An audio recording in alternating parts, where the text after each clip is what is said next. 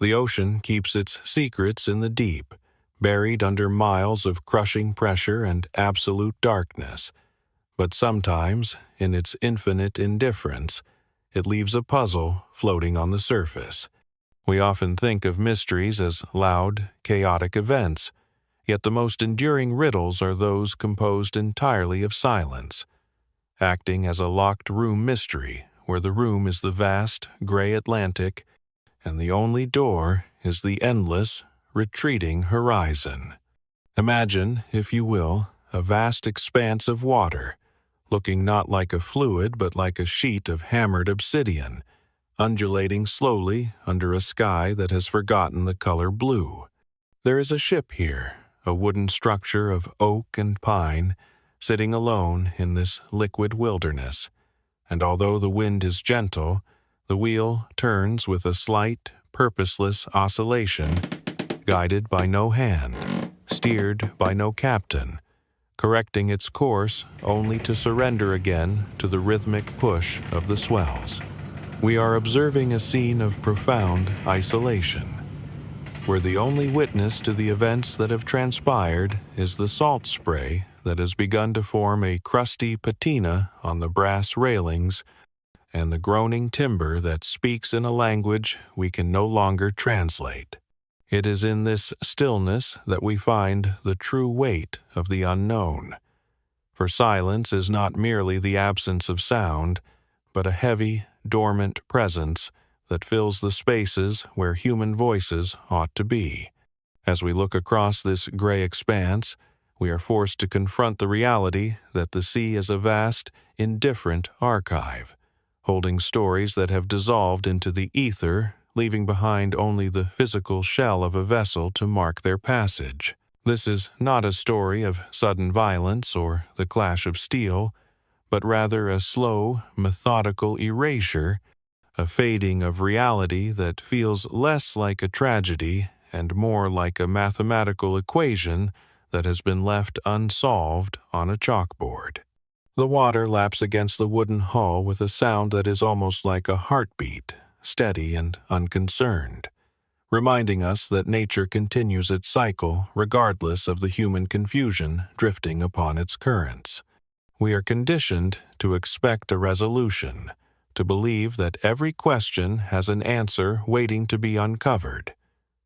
Yet here, under the low clouds that obscure the sun, we are presented with a fragment of history that refuses to fit into the mosaic of logic.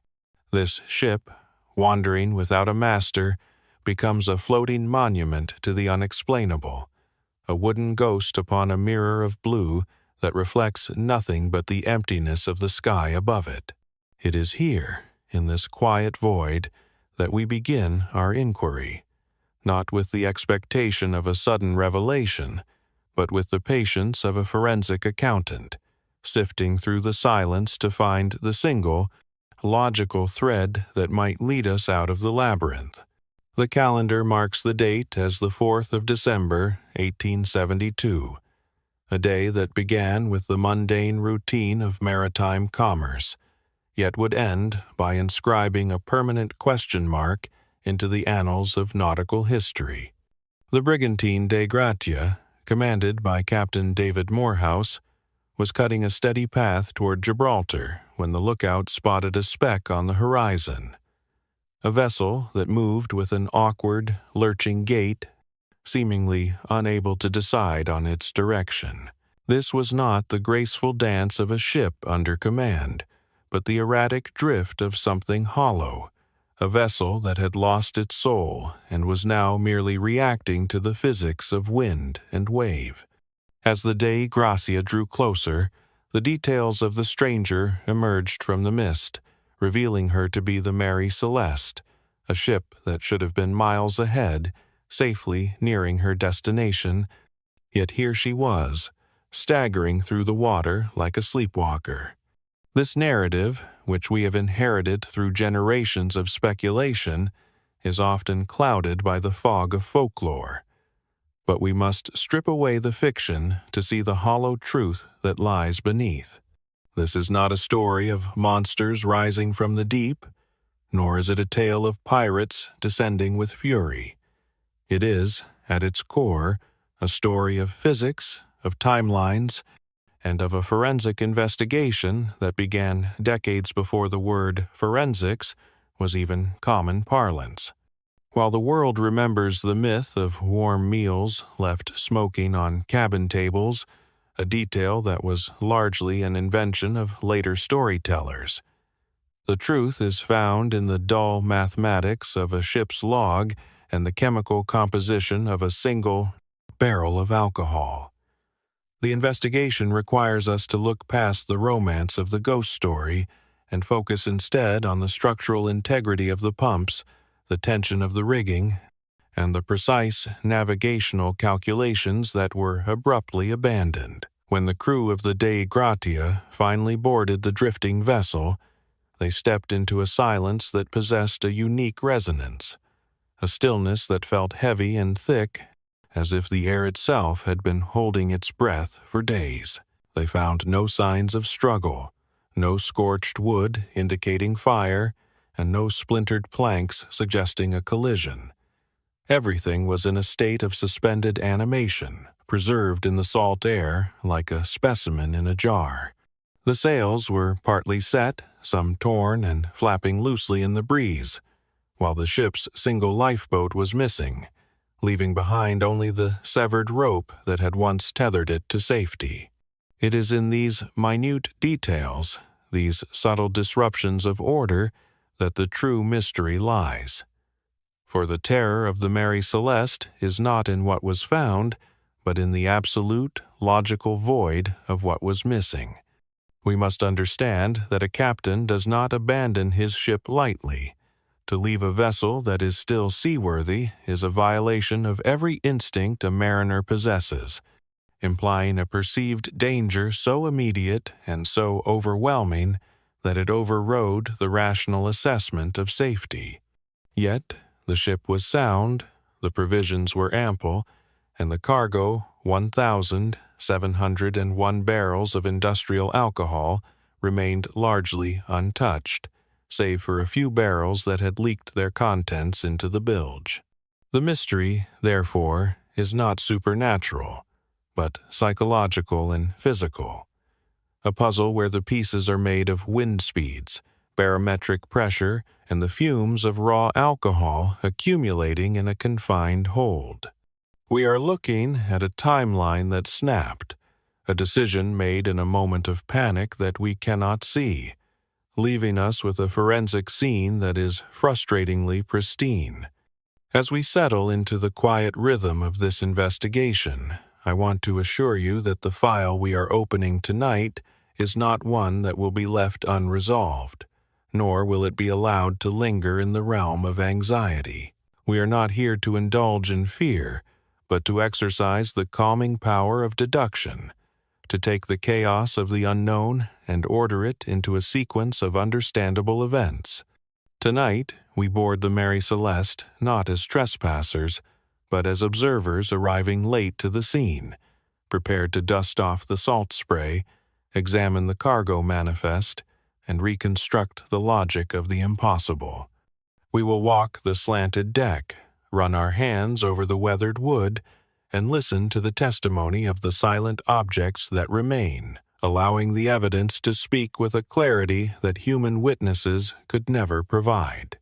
There is a comfort in this process, a reassurance in knowing that even the most baffling occurrences have roots in the physical world, and that by applying reason, we can drain the fear from the mystery. We will find the answer so you can rest, knowing that the ocean, for all its vastness, obeys the same laws of nature that govern the falling rain or the turning of the earth. We will dismantle the legends that have obscured the truth, peeling back the layers of exaggeration to reveal the simple, human story that has been hidden underneath for over a century.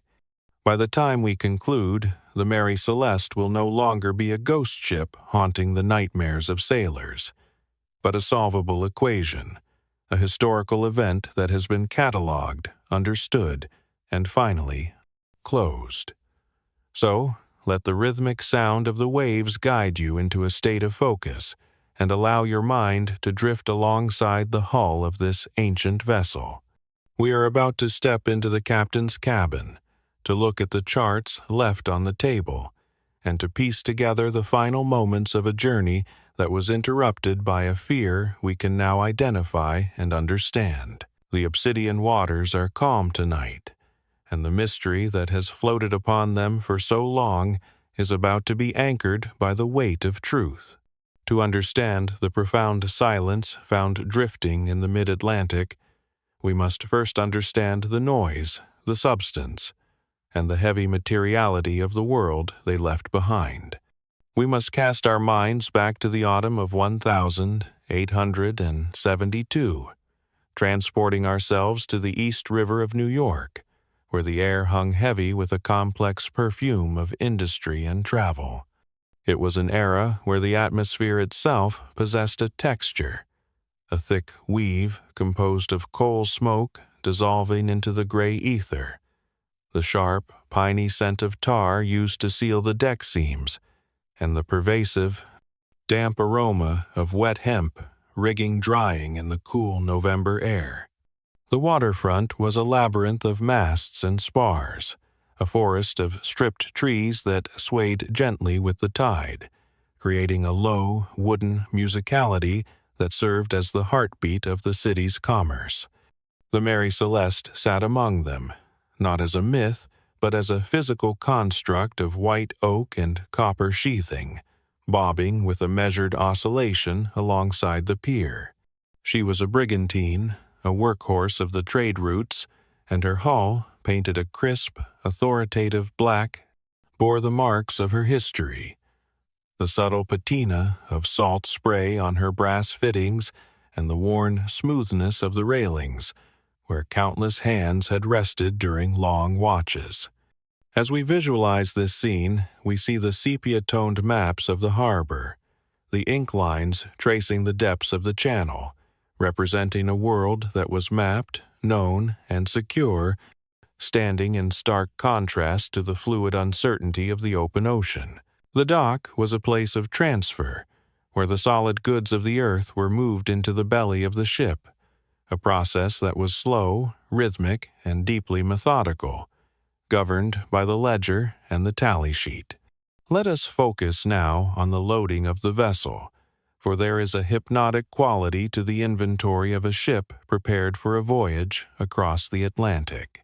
It is a list of survival, a catalog of items designed to sustain life in a hostile environment, packed with a density and precision that is almost comforting to contemplate. The cargo hold was not merely a storage space, but a carefully organized archive of necessities, each item placed with the intention of lasting through weeks of isolation. There were barrels of white wheat flour, the wood staves curved and bound with rusted iron hoops, sitting dormant in the cool dark of the hold, waiting to be transformed into the daily bread that would mark the passage of time.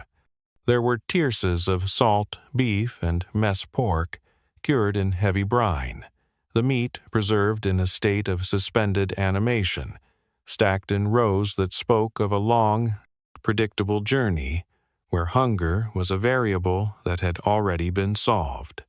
There were cases of preserved meats, sealed in tin, their labels printed with the elaborate typography of the 19th century, promising distinct flavors that would offer a fragment of home amidst the endless blue. There were sacks of potatoes and dried peas, their skins dusted with the earth of the fields from which they were pulled, grounding the crew to the land even as they moved further away from it. And beneath the provisions, occupying the vast majority of the space, lay the cargo itself, 1,701 barrels of denatured alcohol, American-made, intended for the fortification of Italian wines. These barrels were made of red oak, porous and heavy, and they held within them a volatile spirit that would, in the heat of the voyage, expand and seep, creating an invisible vapor that would play a crucial role in the events to come. We must also consider the weight of the ship's equipment, the heavy iron reality of the tools used to navigate the globe. The anchor, a massive forging of black iron, rested at the bow, a symbol of stability that would never touch the seabed on this journey. The chain locker held fathoms of link chain, cold and coiled like a sleeping serpent, smelling of rust and river mud. The sails, furled tight against the yards, were made of heavy canvas, a fabric so thick and stiff that handling it required the strength of the entire watch. The material rough against the fingertips, smelling of starch and the sea. Every object on board had a purpose, a specific gravity, and a place within the ecosystem of the ship. From the chronometer, ticking with precise, mechanical indifference in the captain's cabin, to the heavy woolen coats hanging in the crew's quarters, absorbing the damp chill of the harbor. This was a vessel built for endurance, stocked for life, and prepared for the routine challenges of the sea. There was no indication of the void that awaited them, no sign that these objects, the flour, the beef, the heavy oak barrels, would soon become the only survivors of the voyage, left to drift in the silence, artifacts of a life that had suddenly and inexplicably evaporated. The inventory was complete, the manifest was signed, and the ship, heavy with its burden of supplies and secrets, was ready to cast off its lines and drift away from the certainty of the land. To truly grasp the magnitude of the silence we encountered on that drifting deck, we must populate the empty spaces with the living, breathing figures who inhabited them. We must resist the temptation to view these individuals merely as victims of a maritime tragedy, for that reduces their complexity. Instead, we should see them as they were in the weeks leading up to the event, competent, disciplined, and deeply human. At the center of this narrative stands Captain Benjamin Briggs, a man whose character offers no foothold for theories of madness or incompetence. Briggs was a veteran of the sea, a man of staunch New England stock who carried himself with the quiet authority of one who has spent a lifetime reading the moods of the Atlantic. He was a man of faith and temperance, known not for rash decisions, but for a measured, almost architectural approach to command. Furthermore, he was a shareholder in the Mary Celeste itself, possessing a financial tether to the vessel that reinforced his professional obligation. He was not merely a captain hired to steer a hull from point A to point B, but a custodian of his own future, a man unlikely to abandon his investment to the mercy of the waves, without a cause so profound it shattered his logic. Beside him, softening the hard, utilitarian edges of the ship's routine, was his wife, Sarah Briggs, and their 2-year-old daughter, Sophia. Their presence on board introduced a layer of domesticity that makes the subsequent emptiness feel even more hollow. Sarah did not treat the voyage as a mere transit. She treated the ship as a floating household, bringing with her the artifacts of a settled life to civilize the wooden world of the cabin.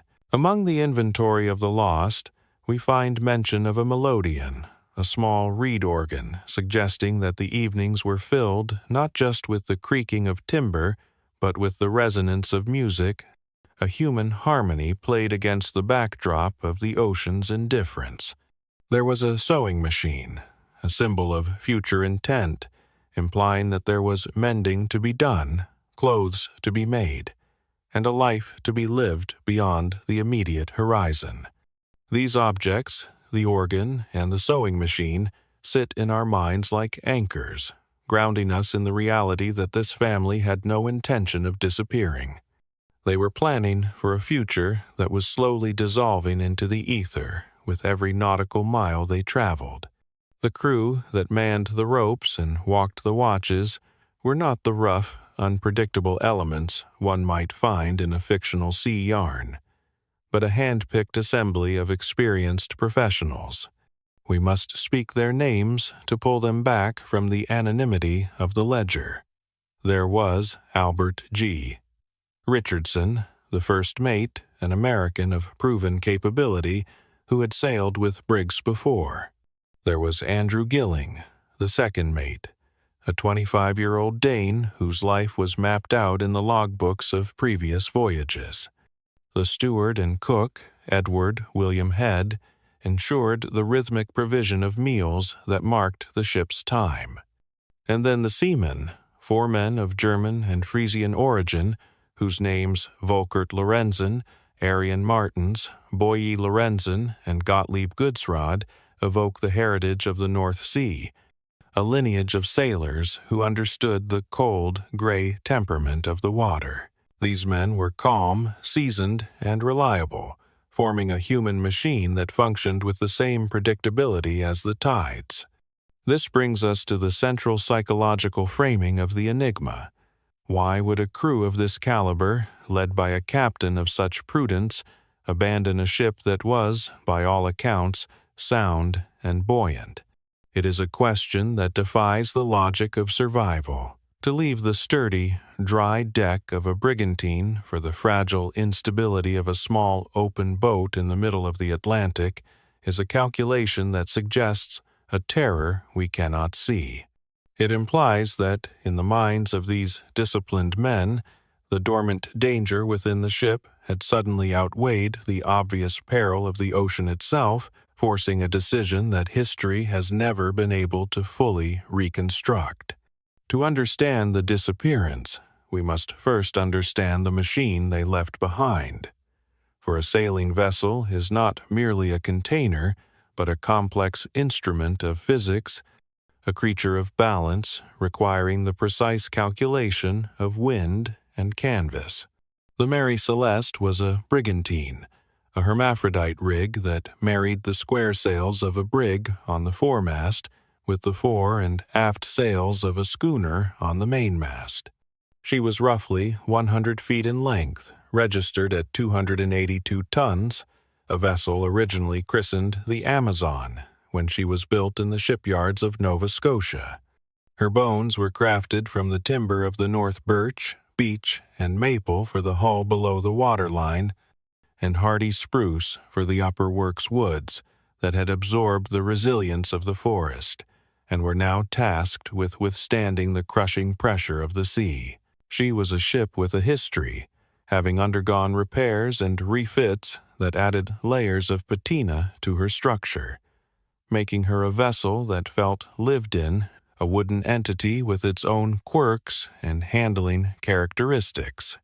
When we analyze the forensic context of her navigation, we are looking at the state-of-the-art technology of 1,872 tools that relied on the immutable laws of astronomy and time.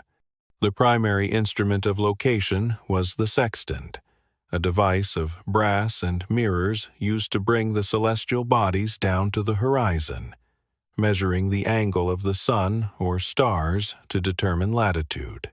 It is a slow, meditative process, requiring the navigator to stand steady on a shifting deck, waiting for the oscillation of the ship to sync with the stillness of the heavens. Beside this, encased in a wooden box to protect it from the damp salt air, was the chronometer, a clock of exquisite precision set to Greenwich Mean Time. By comparing local noon, determined by the sextant, with the time on the chronometer, a navigator could calculate longitude, placing the ship on the mental grid of the globe. The logbook, which was found on board, serves as the memory of the ship, a parchment testimony to the daily reality of the voyage. The final entry, dated November 25th at 8 a.m., places the Mary Celeste 6 miles off the island of Santa Maria in the Azores. The writing is steady, the observations routine, offering no hint of the silence that was about to descend. There is something profoundly unsettling about the normalcy of that final record, a mundane collection of coordinates and weather notes that abruptly ends, leaving the rest of the pages blank. It suggests that whatever occurred did not happen over a long, drawn-out period of deterioration, but arrived as a sudden interruption to the ship's mechanical routine. We must visualize the Mary Celeste as a system of tension and release, where the wind filling the square sails created a forward thrust that was transferred down the masts, through the standing rigging, and into the hull itself. A brigantine is a demanding mistress. She requires constant tuning, a continuous adjustment of the yards and sheets to maintain efficiency. When the Dei Gratia found her, the vessel was sailing on a starboard tack, but she was not sailing efficiently. Her jib and foretop staysail were set, but the foresail and upper topsail had been blown away, leaving only fragments of canvas raggedly framing the empty sky. The wheel was loose, the binnacle was damaged, and the ship was yawing, drifting in a slow, aimless pattern that mimicked the movement of a leaf on a stream. The architecture of the vessel remained intact. The hull was tight, the masts were standing, but the intelligence that guided the machine, the human hands that translated the wind into purpose, had vanished, leaving the ship to wander as a hollow shell through the vast indifference of the Atlantic. We must now slow the passage of time even further, matching the laborious rhythm of oars dipping into the Atlantic swells. It is the afternoon of December 4th, and Oliver Devoe, the first mate of the Dei Gratia, along with second mate John Wright, has lowered a small boat to bridge the gap of water separating their vessel from the drifting stranger. As they pull away from the safety of their own ship, the silence of the ocean amplifies, becoming a tangible medium through which they must travel. The Mary Celeste looms above them, her hull rising and falling with a sluggish oscillation, the water slapping against her sides with a sound that echoes the hollowness within. There is no face at the rail to greet them, no shout of recognition, only the creaking of the yards swinging freely in the breeze and the occasional snap of loose canvas, sounds that serve only to deepen the sense of isolation. When Devoe finally grasps the chain plates and hauls himself up the side, he is not merely stepping onto a deck. He is stepping into a crime scene where the crime is the theft of logic itself. He stands there, breathing in the damp air, waiting for a human sound that never comes. The wheel, which should be manned by a helmsman's steady grip, spins idly, lashed by nothing but the wind, and the binnacle, the housing for the ship's compass, has been shifted out of place, its glass cover broken. It is here, in this initial survey, that we must pause to rigorously dismantle the mythology that has encrusted this story like barnacles on a keel, obscuring the patina of the truth with layers of romantic fiction. You may have heard the legends, told and retold until they hardened into accepted fact. The story of a table set for breakfast, with bowls of porridge still warm and steaming, the tale of a chicken roasting in the oven, or the image of a half-finished letter, the ink still wet on the parchment. These details, while compelling, are fabrications, literary embellishments added years later by writers seeking to heighten the drama of the inexplicable. The reality that Devoe encountered was far more mundane, and therefore far more unsettling in its quietude. There was no warm meal. The galley stove was cold to the touch, having been extinguished for days, and the cookware was stowed away, cleaned, and silent. There was no breakfast table set with precision. Rather, the cabin was in a state of damp disarray, water having entered through the skylights and open hatchways, soaking the bedding and leaving a slick residue on the floorboards. The truth is not a frozen moment of domestic interruption, but a scene of slow, watery decay. As Devoe and Wright moved deeper into the vessel, they began to catalog the forensic reality of the ship's condition. noting details that would become the coordinates of the mystery. The forward hatch and the lazarette hatch, the entryways to the storage areas below deck, were found removed, lying on the deck. This is a crucial fragment of evidence, suggesting that someone had urgently needed to access the hold or, perhaps, to ventilate it. Below, in the gloom of the cargo hold, they found water, specifically 3.5 feet of it sloshing in the bilge. To a layperson, this might sound catastrophic, but to a seasoned mariner, a wooden ship is a porous entity that always breathes in a certain amount of the sea. 3 feet is significant, certainly wet, but not enough to sink a vessel of this tonnage. It implies a concern, a reason to worry, but not an immediate death sentence. However, the pumps provided a more troubling detail. Of the 2 pumps installed to clear the bilge, one was in working order, but the other had been dismantled, its valve drawn up and lying on the deck. Beside it lay the sounding rod, a long metal instrument used to measure the depth of the water in the hold. This arrangement speaks of a process interrupted a crew attempting to gauge the intake of water, attempting to clear it, and then, for reasons that dissolved into the ether, abandoning the task entirely. It paints a picture not of sudden panic, but of a calculated, perhaps frantic, attempt to diagnose a problem that was hidden beneath the floorboards. We must also look up, to the rigging, where the story of the weather is written in hemp and canvas. The condition of the sails offers a timeline of the crew's workload. The foresail and the upper topsail had been blown away, shredded by a gale that had passed long before the Dei Gratia arrived, leaving only tattered ribbons streaming in the wind. However, the lower topsail was still set, holding the wind, while the mainsail was furled, neatly rolled, and secured.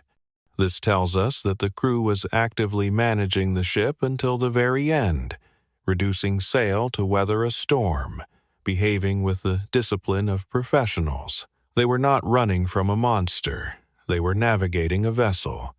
And finally, we come to the most glaring absence, the lifeboat.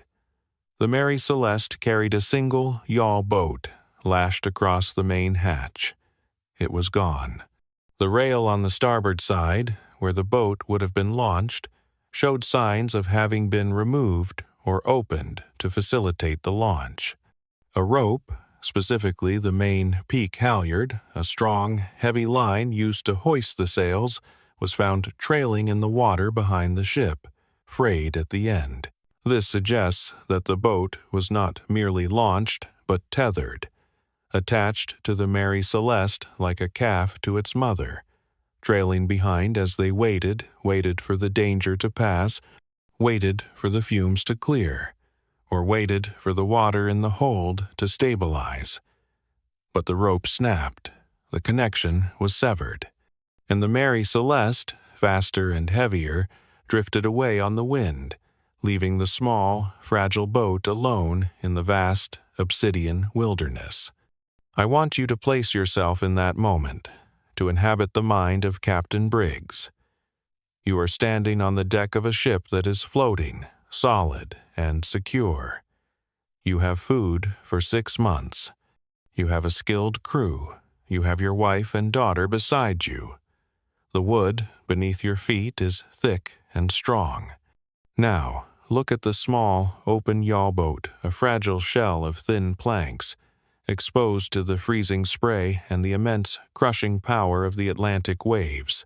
What terror, what absolute conviction of imminent destruction would be great enough to make you step off the solid deck of the Mary Celeste and into that tiny, precarious boat?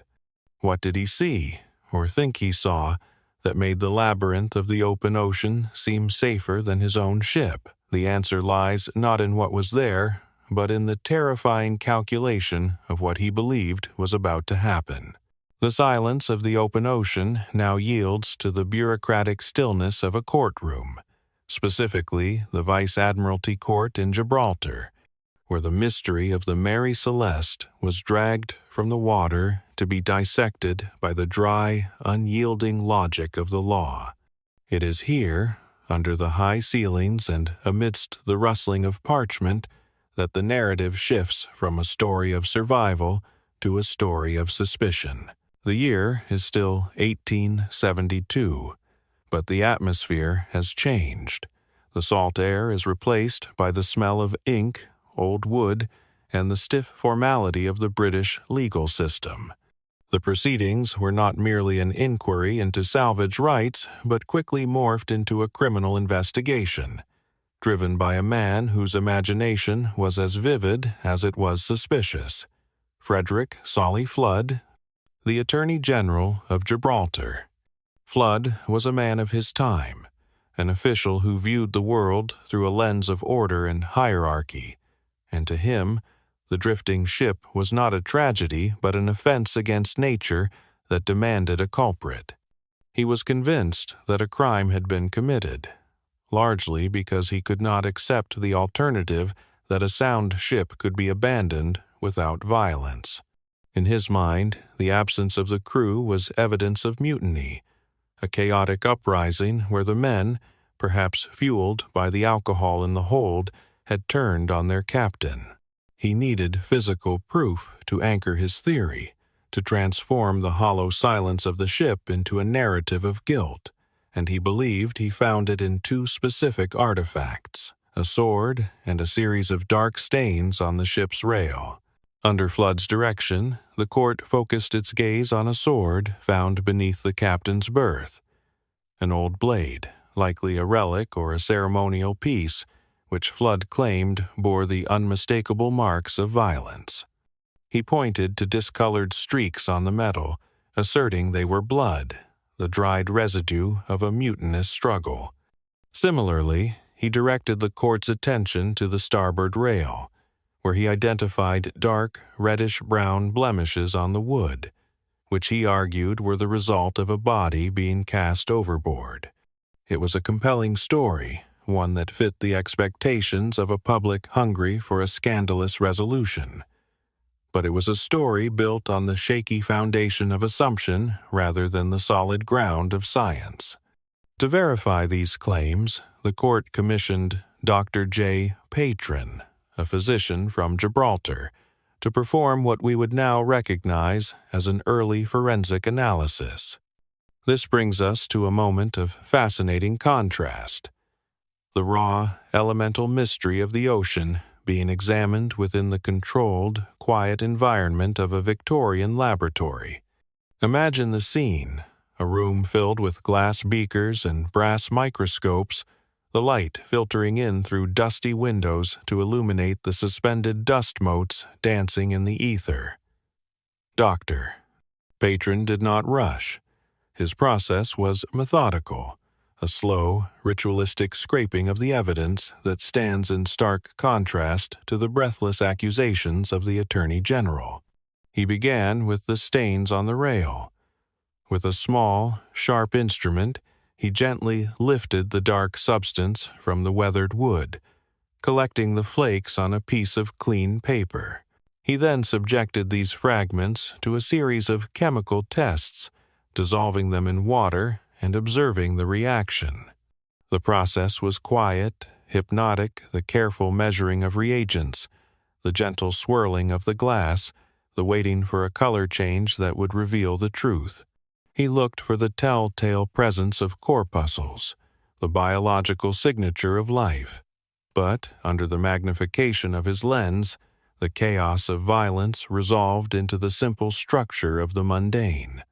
The stains were not blood, they were not the mark of a crime. They were, in fact, nothing more than the natural accumulation of the sea fungus, perhaps, or the simple oxidation of iron fasteners bleeding into the timber. The blood on the sword underwent a similar scrutiny. Dr. Patron applied lemon juice, citric acid, to the discolored metal. Slowly, the dark streaks began to dissolve, fading away to reveal the clean steel beneath. It was not the residue of a massacre, it was citrate of iron, It was rust. The science, primitive as it was by our standards, was absolute in its clarity. There had been no violence, no mutiny, no struggle for control. The crew of the Mary Celeste had not turned on their captain.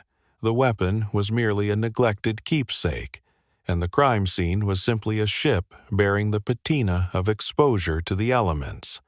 Flood's theory, so carefully constructed from his own anxieties, collapsed under the weight of these microscopic truths.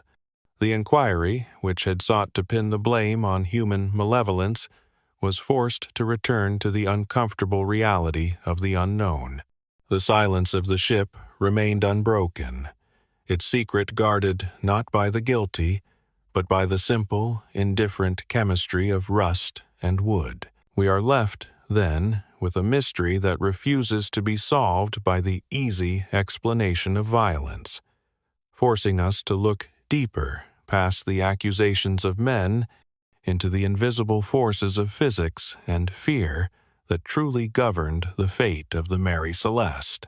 Having cleared the crew of mutiny and violence through the cold logic of chemistry, we must now turn our attention to the ship itself, not to the wood and canvas we can see, but to the invisible forces trapped within its belly. We descend now into the hold, a space of darkness and confined air, where the true antagonist of this story lay waiting in silence. The manifest of the Mary Celeste lists a single, monotonous cargo, 1,701 barrels of denatured alcohol.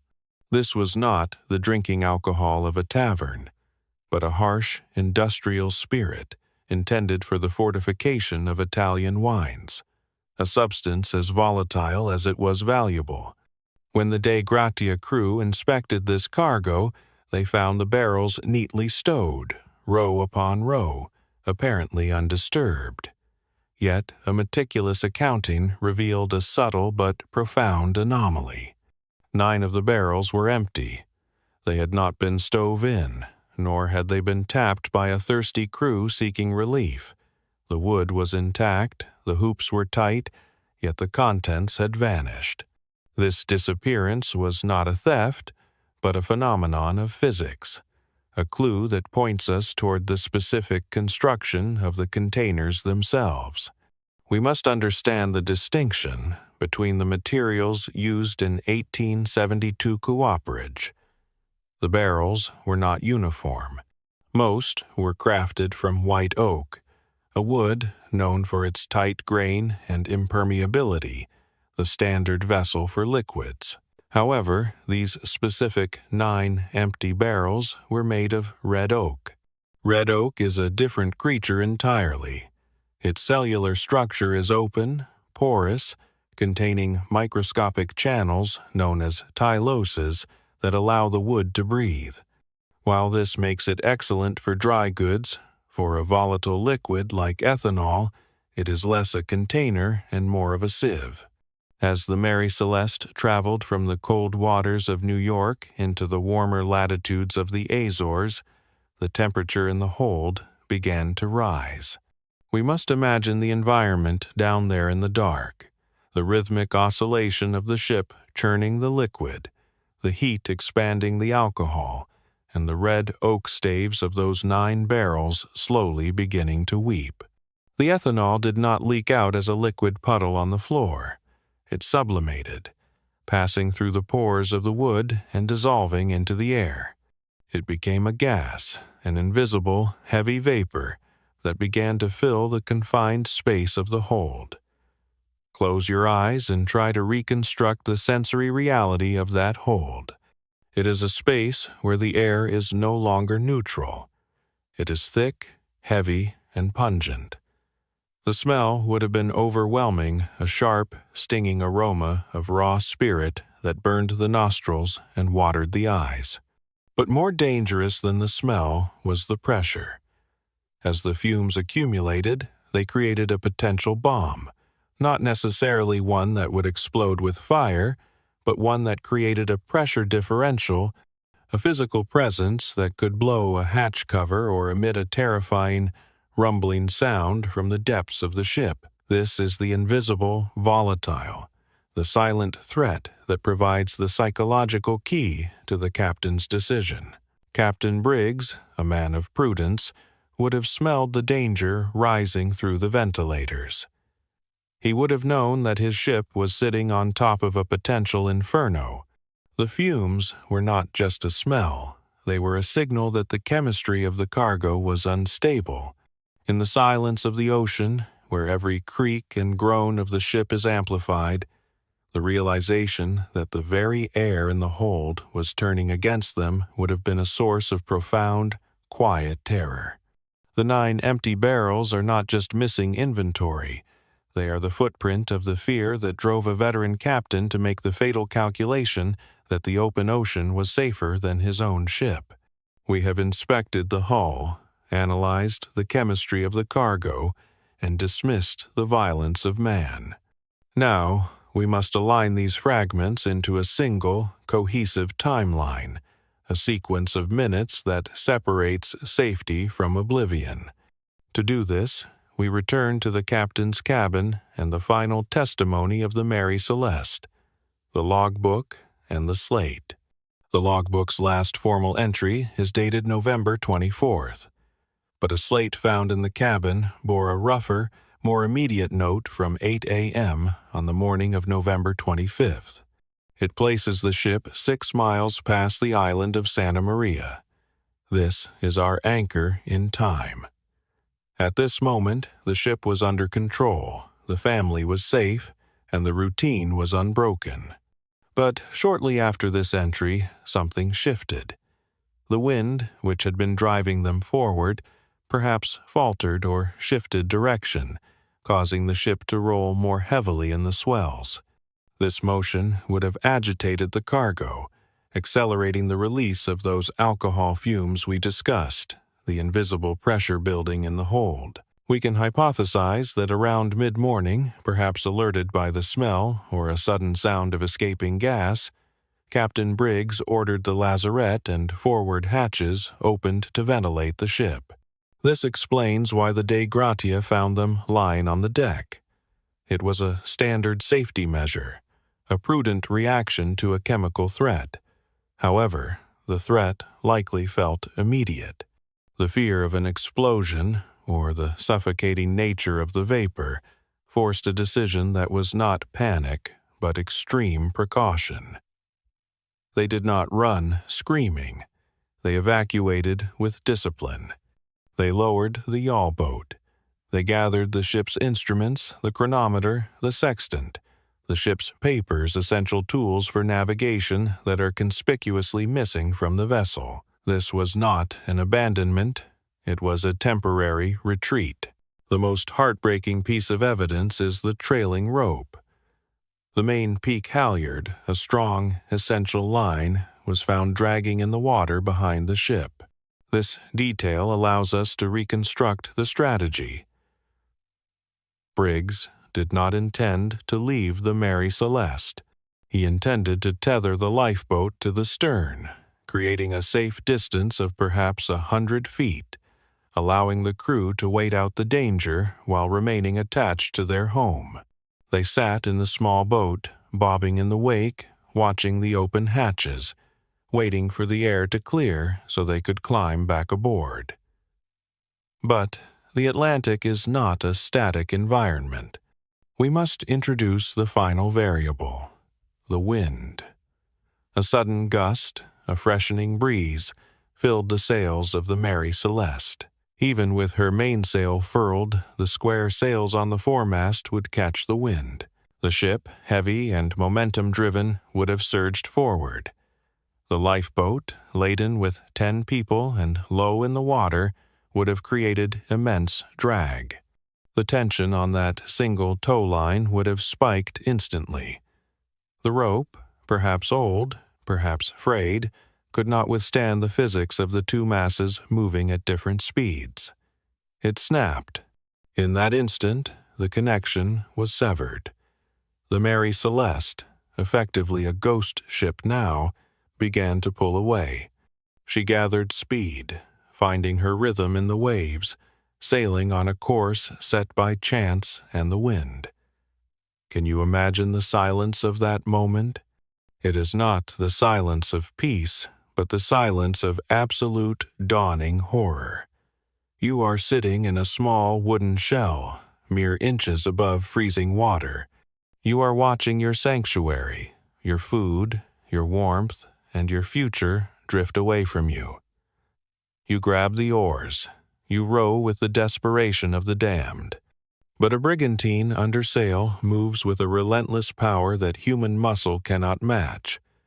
You watch as the hull shrinks against the horizon, as the white sails become a speck, and then nothing. You are left alone in the vast, obsidian amphitheater of the ocean, pushed by the very wind you prayed for, with the realization that the silence you hear is the sound of your own timeline ending. The mystery of the Mary Celeste is not what happened on the ship. It is the tragedy of watching it sail away.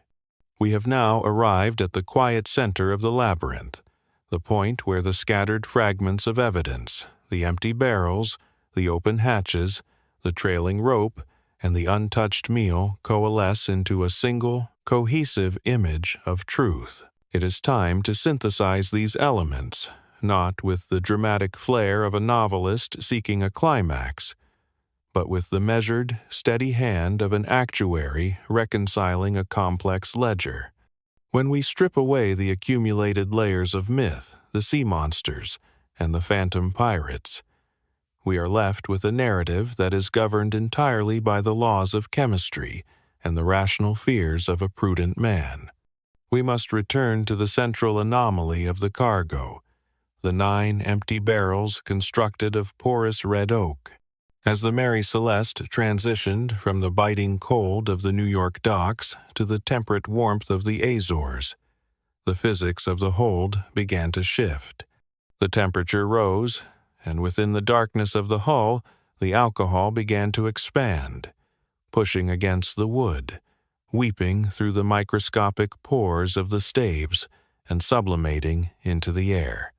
We must imagine the atmosphere in that confined space, which had been sealed tight against the weather.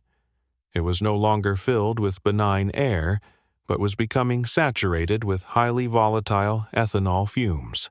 Captain Briggs, a man of deep experience and caution, would have noticed the change. Perhaps there was a sound, a low, resonant rumble caused by the pressure difference, or perhaps it was simply the smell, a sharp, stinging scent rising through the ventilators that signaled a critical failure in the cargo.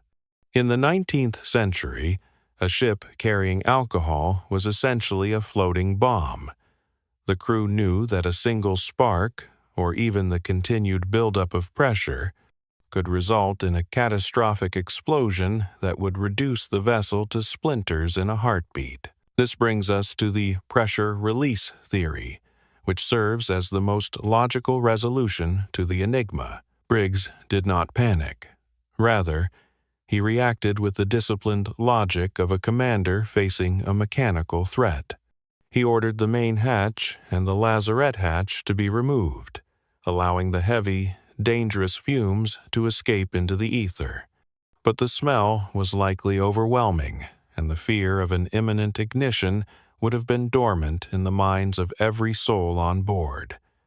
It was this specific, tangible fear that dictated the evacuation. Briggs made the decision to abandon the ship temporarily. This is the crucial distinction that history often misses. They did not intend to leave forever. They lowered the yawl boat, not to flee to the horizon, but to create a safety gap. They loaded the ship's papers and the navigational instruments, the chronometer and sextant, because one does not leave such essential tools behind if there is a chance the ship might be lost. They crowded into the small boat, Sarah holding her daughter, the crew holding the oars, and they paddled away to a distance of perhaps 100 yards, far enough to be safe if the ship exploded, but close enough to return if the danger passed. And here is where the trailing rope becomes the most poignant artifact of the tragedy. They attached the main peak halyard to the stern of the Mary Celeste and held fast to the other end. They were tethered to their home, waiting in the silence, watching the open hatches, waiting for the fumes to clear. They were in a state of suspension, a pause in the journey. But the ocean, indifferent to human plans, introduced the final variable. The wind freshened. The sails of the brigantine, which were still set to catch the breeze, filled with a sudden, renewed energy. The heavy wooden ship, finding its resonance with the waves, began to surge forward. The strain on the rope would have been immense. We can visualize the fibers stretching, groaning under the tension of the two disparate masses, the heavy merchant ship and the overburdened lifeboat pulling against each other. And then, with a snap that might have been lost in the sound of the wind, the connection failed. The rope broke. The Mary Celeste, ghost-like and unmanned, continued on her course, driven by the physics of the sail plan. The lifeboat, lacking the power to pursue, was left bobbing in the wake, stationary in a moving world. There was no violence. There was no mutiny. There was only a series of logical decisions made by competent people, followed by a mechanical failure and a shift in the weather. The tragedy of the Mary Celeste is not that something evil happened, but that something incredibly mundane occurred with fatal timing. It was a perfect storm of bad luck and physics, leaving the ship to sail on as a hollow vessel, while the people who had cared for her were left to drift into the silence of history, victims of a precaution that ultimately sealed their fate. The story of the Mary Celeste did not end when the Dei Gratia sailed her into Gibraltar. Rather, the ship continued to exist, carrying the weight of her own notoriety like a heavy, invisible cargo. After the inquiry concluded, and the court reluctantly awarded a small salvage payment to the crew of the Dei Gratia, the ship was returned to her owners. But a vessel that has become a legend is a difficult thing to operate in the practical world of commerce. She had acquired a dark patina in the minds of the maritime community, a reputation as a rogue ship that the superstitious sailors of the era were hesitant to board.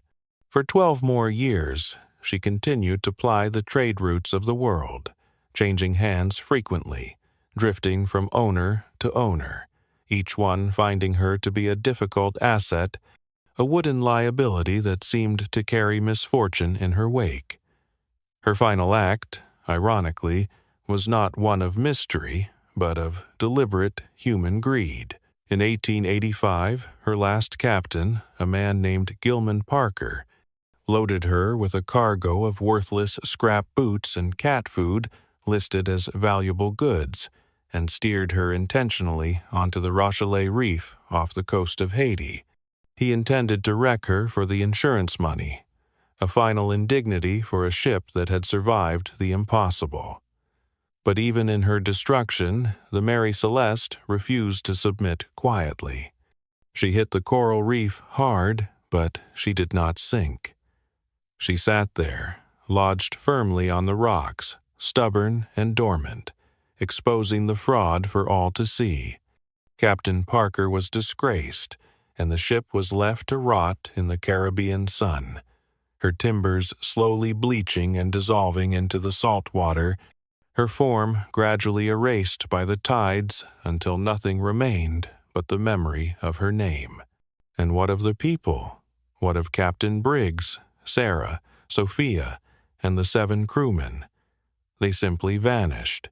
No bodies were ever recovered. No wreckage of the small yawl boat was ever found washing up on the shores of the Azores or Portugal. They were absorbed by the vast obsidian indifference of the Atlantic. There is a quiet, melancholic peace in this absence. They were not found in a state of horror. They simply ceased to be part of the visible world. They became part of the ocean's long, silent memory, joining the countless others who have found their resting place in the deep. We are left not with ghosts, but with the realization that the ocean keeps what it takes. The mystery is resolved not by finding them, but by understanding why they left. We can close the book on their fate with a sense of empathy, recognizing that they were not victims of a supernatural force, but ordinary people doing their best to survive, caught in the remorseless machinery of nature. The silence that surrounds them now is not the silence of fear, but the silence of rest. The file is closed. The logs are shelved. The dust begins to settle once more in the archive room, covering the leather-bound ledgers and the faded maps of the 19th century. We have walked the deck, we have inspected the hold, and we have listened to the wind singing in the rigging. The analysis is complete. There is no mystery left to solve tonight, no urgent questions pulling at the edges of your mind. There is only the rhythmic sound of the waves, the steady oscillation of the sea that has continued long before we were here and will continue long after we are gone. We have taken the chaos of the unknown and ordered it into lines of text, into reasons and causes, smoothing out the rough edges of history until they are soft enough to sleep on. The Mary Celeste is no longer a source of anxiety, but a story of the past, a fragment of time that has been understood and put to rest. You can let go of the need to know more. You can let go of the vigilance that keeps the mind awake. The watch is over. If you found peace in this investigation, if the slow unraveling of this case helped to quiet the noise of your own day, please remember to like, subscribe, and share this case file with other sleepless detectives. It helps keep the archive open, allowing us to return to these quiet corners of history together. But for now, the work is done. The ink is dry. The lantern is extinguished. Good night. Sleep well, detective.